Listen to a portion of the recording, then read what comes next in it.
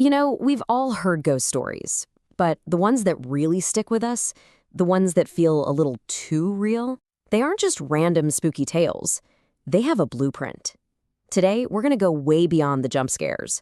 We're going to pull apart these modern Hindi horror stories and look at their anatomy, piece by piece, to figure out what actually makes them tick. In our way in, it all starts with this one, absolutely heartbreaking question: where is my child? That's the cry of a spirit named Anjali, a mother who is forever searching. And you know what? That question, it's more than just a ghost lament. It's the key that unlocks this entire world of tragedy and pain we're about to explore. All right, so here's our game plan. First up, we're going to meet the spirits at the center of it all. Then we'll look at the ordinary places they haunt, dig into the terrible injustices that created them, and understand the rituals that trap them here. And finally, we'll ask the big question: can they ever find peace, or is it just endless pain? Okay, let's start with the absolute core of these tales: the spirit. And when you really look at these modern stories, a pattern just jumps right out at you. The ghost, the vengeful one, the soul that can't rest. It's always a woman. A woman who was wronged in the worst way imaginable, and in death, she is demanding to be heard. So let me introduce you to the three souls we'll be following. First, there's Anjali. She's a pregnant mother who was murdered by her own in-laws. Then we have Nidhi. Her story ends tragically in a hospital morgue after a horrific assault, her body left without a name. And finally, Shakuntala, a college student whose heartbreak was so immense it led her to take her own life. 3 different lives, 3 awful endings, all connected by this thread of profound injustice. So where do these ghosts hang out? I mean, if you're picturing some spooky, crumbling castle on a hill, well, think again. The terror in these stories comes from the fact that they happen in the most mundane places you can imagine.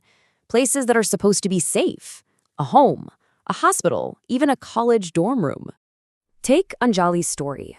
The horror for her is entirely domestic. The very home where she was meant to feel safe to raise her child became her prison and, ultimately, her grave.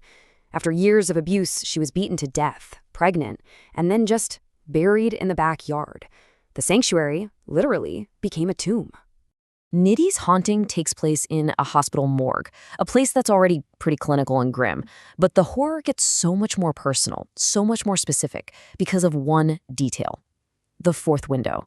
See, because her body was never claimed, never given its proper rights, her spirit latches onto that single piece of glass. It becomes her gateway to the world of the living. And then there's the college dorm, right? For Shakuntala, room number 13, a totally normal dorm room, becomes the epicenter of her rage. After her suicide, her spirit is just stuck there. It turns the room into this cursed space where she forces each new student to relive her pain over and over again. So what is it? What's the thing that actually flips the switch and turns a human soul into a vengeful spirit? It all boils down to one thing: a grave injustice. A crime committed in the real world that is so awful, its consequences spill over into the supernatural. And when you lay it out like this, the pattern is just impossible to ignore. Anjali was abused for years and then murdered by the people who were supposed to protect her. Nidhi was not only violated and killed, she was stripped of her own name, her identity, in death. Even Shakuntala's story, which ends with her own actions, starts with this profound emotional violence. The common thread here? It's total dehumanization. But see, the crime itself, that's only part one of the recipe. There's a second piece to this puzzle that is absolutely crucial, and that's the denial of spiritual peace. It all comes down to the final rites, the ceremonies that are so important for guiding a soul to the other side. Without them, a soul is basically lost, trapped. So let's just break it down. It's a pretty clear 2-step formula. First, you have a life that ends violently. But second, and this is the real kicker, the body is dishonored. Anjali is tossed into a shallow grave. Nidhi is an anonymous body in a morgue. Shakuntala destroys her own body. That 1-2 punch of violent death followed by the lack of a proper goodbye, that's the catalyst. That's what traps them. Okay, so we know how these spirits are made. But what do they want? What's the end game here? It's fascinating, because while the recipe to create them is almost identical, what happens in the end splits into 2 totally different paths. One leads to peace, and the other, well, the other just leads to more pain.